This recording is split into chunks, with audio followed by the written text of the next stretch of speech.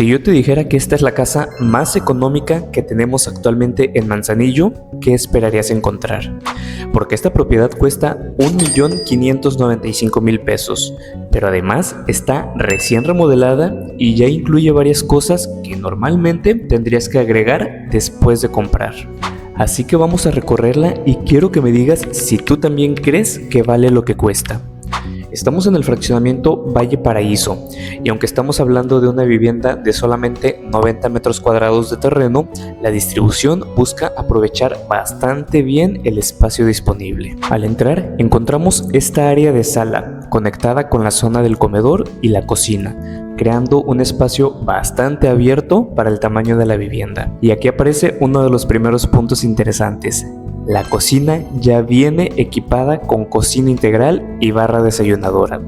Esto es importante porque cuando ves una propiedad de este precio, muchas veces el precio anunciado solamente contempla la vivienda y después tienes que empezar a sumar cocina, protecciones, closet, canceles y otros detalles. En este caso, varias de esas cosas ya están incluidas.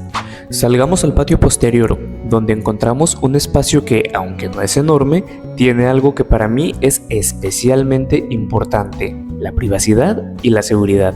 Fíjate en la altura de las bardas perimetrales, son bastante altas, lo que ayuda a que este espacio sea mucho más privado y protegido. Además, toda la casa cuenta con protecciones en las ventanas, no solamente en esta zona, sino en prácticamente todos los puntos donde las encontramos. Así que, además de estar remodelada y equipada, es una vivienda que incorpora desde el principio un aspecto muy importante para muchas familias: la seguridad. Al regresar al interior podemos apreciar nuevamente la cocina y la conexión que tiene con el resto de la vivienda.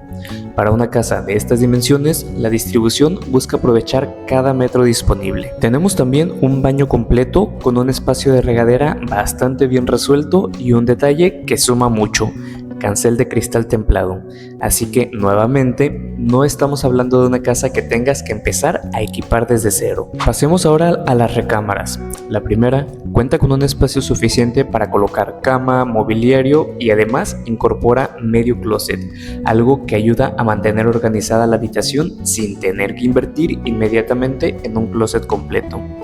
Y tenemos una segunda recámara con una distribución muy similar, también con su medio closet y por supuesto con protecciones en la ventana.